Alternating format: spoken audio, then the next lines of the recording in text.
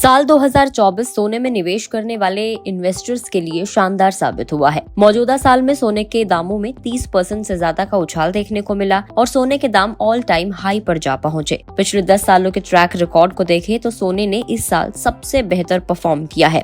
पर सवाल उठता है कि साल 2025 में सोने की परफॉर्मेंस कैसी रह सकती है। इस पर वर्ल्ड गोल्ड काउंसिल ने एक रिपोर्ट जारी भी की है। तो क्या कुछ कहती है रिपोर्ट, चलिए वीडियो में जानते हैं।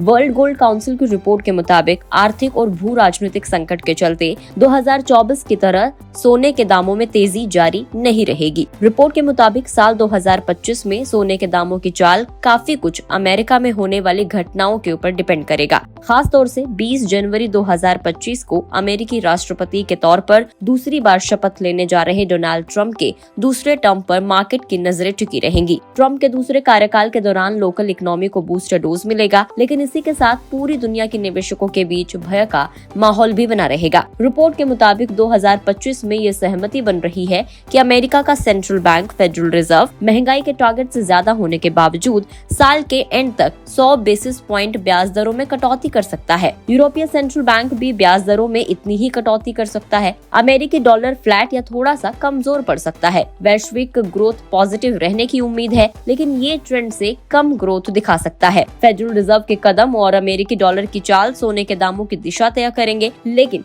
पिछले कुछ सालों में ये देखा गया है कि यही दो कारण केवल सोने के दाम तय नहीं करते हैं, गोल्ड की डिमांड और सप्लाई भी इसे डिसाइड करेगी। रिपोर्ट के मुताबिक सोने की कीमतों का जो मौजूदा रेंज है, उसी रेंज में सोना 2025 में कारोबार करता हुआ नजर आ सकता है। रिपोर्ट के मुताबिक भारत और चीन सोने के लिए सबसे बड़े मार्केट्स हैं। सोने की कुल डिमांड का 60% एशिया से आता है। इसमें सेंट्रल बैंकों की तरफ से की जा रही खरीदारी शामिल नहीं है। चीनी अर्थव्यवस्था के परफॉर्मेंस के बेसिस पर वहां सोने की डिमांड निर्भर करेगी। हालांकि भारत में हालात ज्यादा बेहतर हैं। आर्थिक विकास रेट 6.5% से ऊपर बना हुआ है। भारत में सोने की कंज्यूमर डिमांड में भी तेजी बनी रहेगी। इसके अलावा वर्ल्ड गोल्ड काउंसिल के मुताबिक साल 2024 में सेंट्रल बैंक की खरीदारी और निवेशकों के निवेश बढ़ने के चलते सोने की कीमतों में उछाल देखने को मिला था। कंज्यूमर डिमांड में कमी के बावजूद सोने की कीमतों में बढ़ोतरी देखने को मिली है। साल 2024 के तीसरे क्वार्टर तक 694 टन सेंट्रल बैंकों की तरफ से सोने की खरीदारी देखने को मिली है। आरबीआई ने